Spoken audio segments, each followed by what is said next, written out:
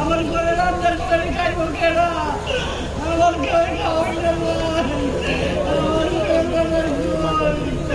আমার যারা আমার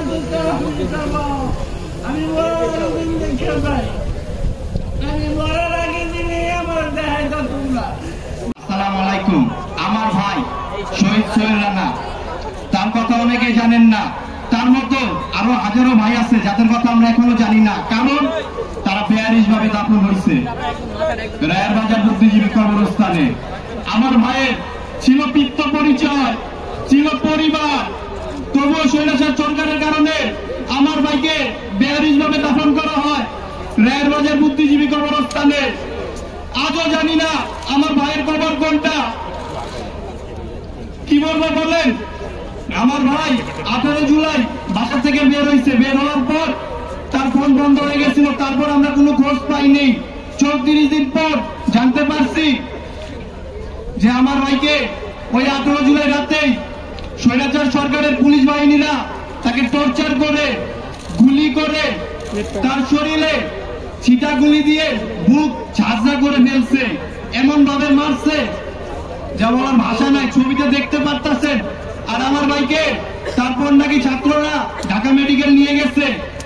আর আমার ভাইকে তারপরে 5 দিন পর আপনার 23 জুলাই শাহবাগ থানার মাধ্যমে নিয়ে গেছে আঞ্জুমান নফিদুল ইসলাম, আর 24 জুলাই দাফন করছে রায়ের বাজার বুদ্ধিজীবী কবরস্থানে। কিন্তু এর মধ্যে আমরা সব জায়গায় খুঁজছি, ঢাকার ভেতরে অনেক হসপিটালে খুঁজছি।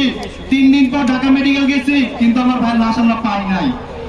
আমার ভাইয়ের কি ভুল ছিল আর কি বড় ক্ষতিকর ছিল, এটা আমি হাসিনার কাছে জানতে চাই। হাসিনার কি ক্ষতি করছিল? আমার ভাই তো সত্য কথা বলছিল। 18 জুলাই বাসা থেকে বের হওয়ার আগে সকালবেলা 2-3টা ভিডিও করে গেছিল, ওগুলা সোশ্যাল মিডিয়া আপলোড করছিল। এটাই কি তার ভুল ছিল?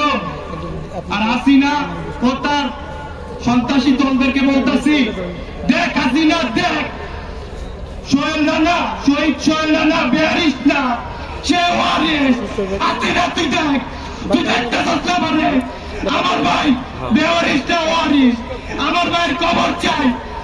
আজও জানি না আমার ভাইয়ের কবর কোনটা।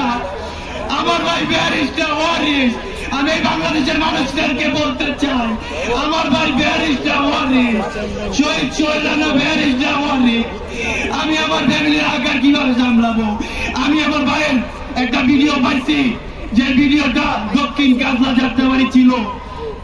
সে শুয়েছিল, রাস্তায় পড়েছিল, আর তাকে একটা লোক বলতেছে এখানে 2টা লাশ পড়ে আছে, নিয়ে যান। আমার ভাই পাইছে একটা ছবি, পাইছে একটা ভিডিও আর বেয়ারিশ সার্টিফিকেট। আমার ভাই 18 জুলাই বাসা থেকে বের হয়েছে, আর ফিরে নাই। আমার ভাই লাশটাও ফিরে নাই। কি বলবো বলেন? দেখেন, আপনারা দেখেন, হাসিনা রক্ত চুষাকে এই বাংলার মাটিতে নিয়ে আসেন আর ওকে ফাঁসি দেন। আপনাদের কাছে আমার একটাই যাবে, ওর ফাঁসি চাই। আর ওর সাথে যারা যারা ছিল তাদের সবার ফাঁসি চাই। আর তাকে যদি, কি বলবো আমি বলেন, তাকে যদি আপনার মানে কি বলবো, যদি যত পশু আছে পশুদের সাথে যদি তুলনা করা হয়, তাহলে পশুদেরকে অপমান করা হবে, অপমান করা হবে। ও মির্জাপুরের থেকেও খারাপ। ওর বিচার আমি চাই।